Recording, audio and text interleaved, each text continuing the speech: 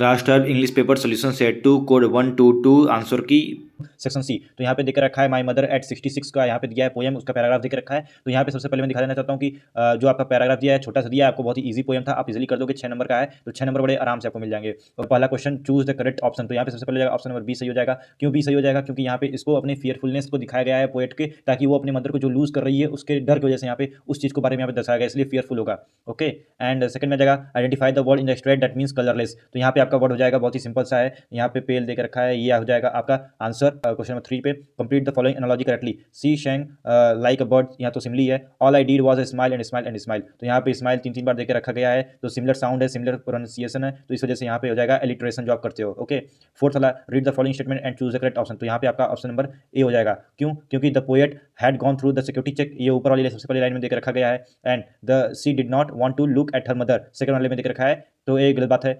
But airport security check standing a few yards away I looked her at again. Okay, यहाँ पे देखिए दोबारा उसने देखा है, तो सेकंड वाला गलत हो जाएगा, पहला वाला सही है क्योंकि ऊपर देख रखा है सिक्योरिटी चेक हुआ था। तो यहाँ पे पहला वाला आपका सही हो जाएगा आंसर, तो इसलिए मैंने कहा 1 is true and 2 is false। Okay, What childhood fear is the poet referring to? Question number 5th। तो यहाँ पे आपका fear क्या हो जाएगा? The poet feels uneasy and unprotected with the thought of losing her mother. She did not expect to see her mother again at her on her return। तो जब वो वापस आएगी तो वो उसको एक fearful डर अपने अंदर कि दोबारा अपनी माँ को नहीं देख पाएगी। ओके, क्योंकि उनकी एज हो गई है, ओल्ड एंड ग्रेज डल हो गई हैं, राइट, इस वजह से लेट विंटर्स मून की तरह हो गई हैं। Question number 6, fill in the blank with appropriate words and reference to the एक्सट्रेट।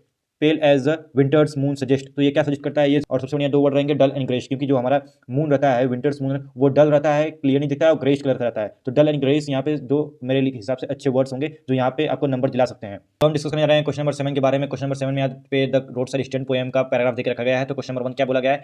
What is the sentiment expressed in the above extract. इस स्ट्रेट में हमारा क्या यहाँ पे सेंटीमेंट बताया गया है रोड साइड स्टैंड वालों का, फार्मर्स का। तो यहाँ पे हमारा आंसर नंबर हो जाएगा फर्स्ट, एम्पैथी एंड डिसअपॉइंटमेंट, जो वहाँ पे उनको फेस करना पड़ता है। ओके, कि कोई कार वहाँ पे कोई आकर रुकता नहीं है, कोई इनके बारे में प्राइसेस नहीं पूछता है।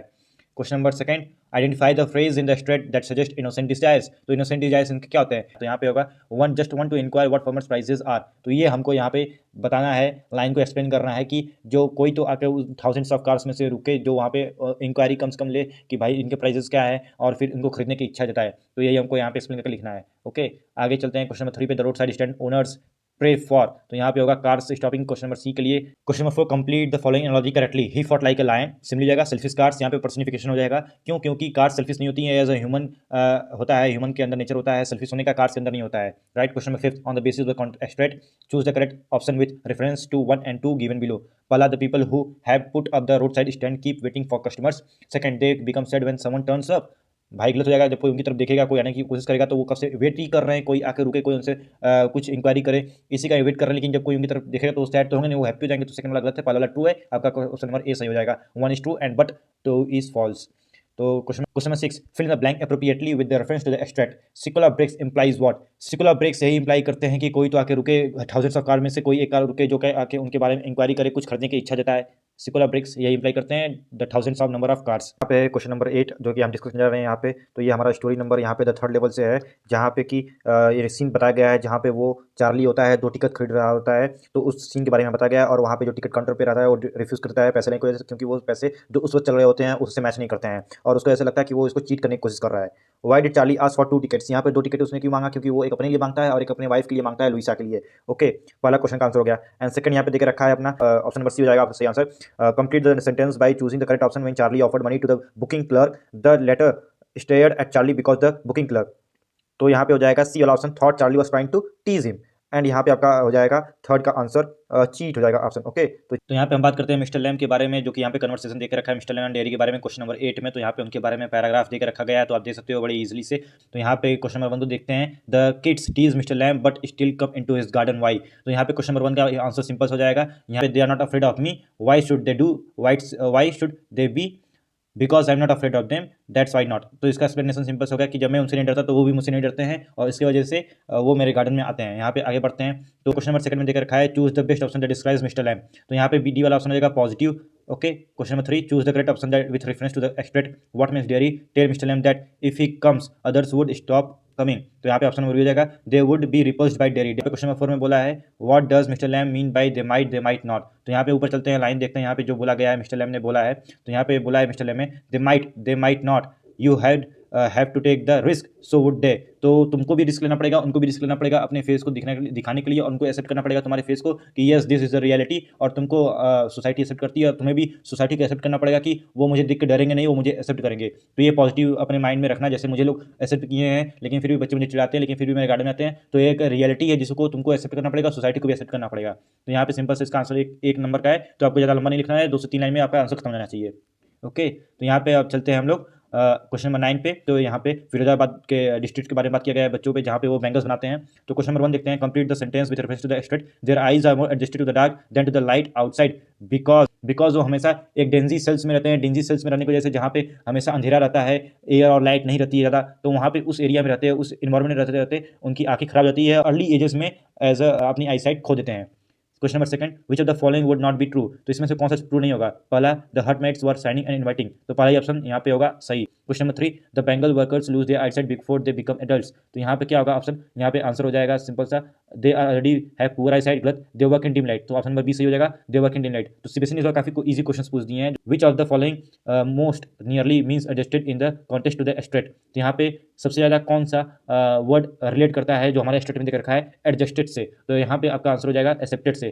Question number 5, flickering oil lamp suggest, तो यहाँ पे फ्लिकरिंग ऑयल लैम्प क्या सजेस्ट करता है क्वेश्चन नंबर 5 में? तो ये सजेस्ट करता है हमको कि जैसे यहाँ पे पहला मीनिंग हो जाएगा आपका कि ऐसा सिंपल जो वर्ड है, फ्लिकर करते हैं ऑयल्स जो कि जलते बुझते रहते हैं हल्के हल्के, तो वो फ्लिकरिंग का मतलब जाता है ऑयल लैम्प्स। लेकिन यहीं पे हमारा फ्लिकरिंग ऑयल लैम्प्स का मतलब ये हो जाएगा कि बच्चों के भविष्य से रिलेटेड, कि उनका भविष्य जो है वो पूरा उजाले की तरह नहीं है, वो बुझ रहा है, मतलब बहुत ही हल्की रोशनी इसमें फड़फड़ा रहा है, खाली ऐसे जैसे हवा नहीं चलती है दिए की तरफ फड़फड़ाने लगती है हमारे रोशनी, उसी तरीके से फ्लिकर कर रही है ऑयल लैम्प की तरह उनका फ्यूचर भी।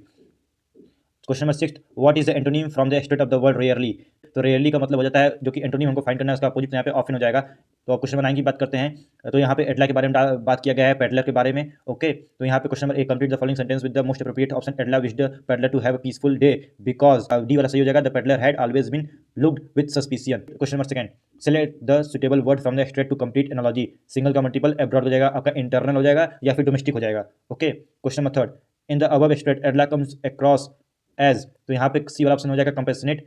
Fourth, based on the above स्टेट choose the statement which is true, A relationships are rat traps, तो ए वाला सही हो जाएगा, relationships are rat traps.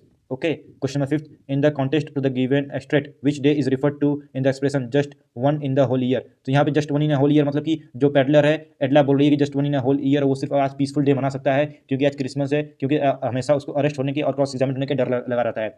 What does the expression to he is cross examine suggest, cross examine suggest मतलब कि उसको डर लगा रहता है कि मैं कहीं कोई मुझसे पूछताछ न कर दे, तो यही इसका मतलब है कि अरेस्ट होने का डर रहता है, जेल होने का डर रहता है, कोई पूछ न दे हाउ यू और कहाँ से आते हो, कहाँ रहते हो, तो यही ही इज क्रॉस एग्जामिन सजेस्ट करता है।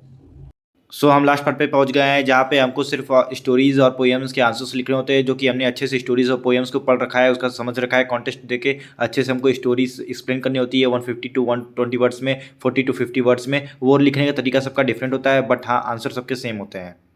तो राइटिंग पोर्शन में सिर्फ एक फॉर्मेट होता है, फॉर्मेट के ऊपर जो भी इन्फॉर्मेशन को क्वेश्चन में दिया रहता है उसको उठा के वहाँ पे पुट इन करना रहता है और अपने आंसर्स फ्रेम करने रहते हैं एज अ फॉर्मेट के according. Okay, and like and subscribe जरूर कर देना, visit my channel for the reading session.